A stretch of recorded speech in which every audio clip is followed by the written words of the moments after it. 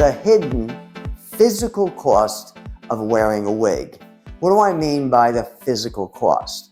Not a dollar cost, but a physical cost. And what I mean by that is that when you wear a wig, wigs cover your existing hair. And please remember, covering is smothering.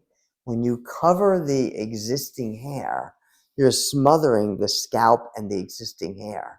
And that's going to create additional and faster hair loss.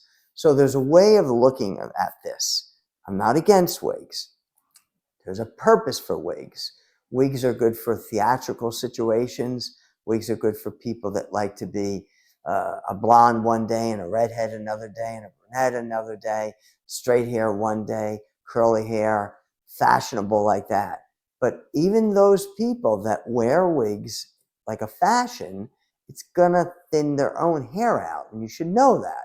But if you're of that type of individual and you like to change your hair look that dramatically, then a wig would be good for you, or wigs would be good for you. Although, here's what happens. There's a lot of individuals, women, that have hair loss and their mind goes, wig, I'll just get a wig. And they get a wig, even if they're happy with it. A lot of times they're not, because wigs are tricky to make them look natural. And I know that because I've been a hairdresser for over 35 years, studied hair loss for over 35 years, did all forms of adding hair pieces. I used to make wigs. I used to take wigs apart. So I know them very, very well. And here's the detail about a wig. The structure of the wig that makes it hold on is opposite from a natural hairline, okay? So they don't make them that natural. Now, they have lace front wigs, and lace front wigs could look more natural, and they're better, but they lack a little something, okay? They're not made exactly like your hairline, and sometimes you could see where the hair is coming out. But the biggest thing about a lace wig is people think lace wigs are gonna look good, but the lace is still covering any existing hair. And if the lace covers the existing hair, it's gonna thin it out, all right? The most sensitive part of your scalp is the front. So a wig covering the front is gonna thin the front out first.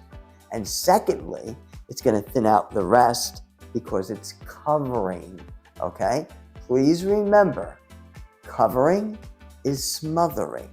Don't forget that. I'm gonna say it again. Covering is smothering. So you don't wanna cover your head with a wig or a hair topper or any kind of hairpiece. Covering is smothering. Don't forget that.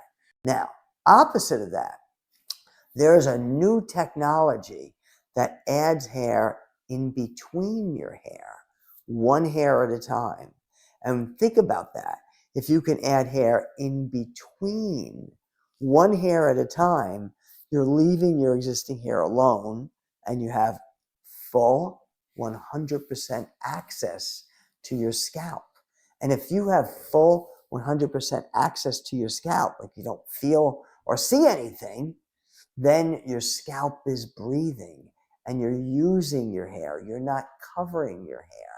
So if you want to replicate the way hair goes out of the head, you add one hair at a time, spread apart in between your hair, and you add hair in a way that doesn't cover the scalp or cover the existing hair, in a way that uses the hair and just adds hair in between.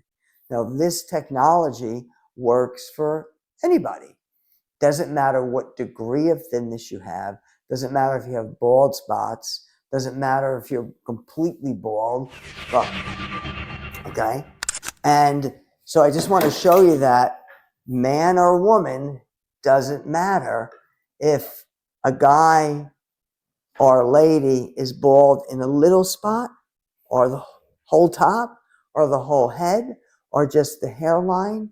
Either way, this technology can fill in a bald area no matter what size, or it can fill in any degree of thinness. So look into this new technology that doesn't cover your hair and leaves your hair safe and healthy and replicates the way hair goes out of your scalp. Thank you.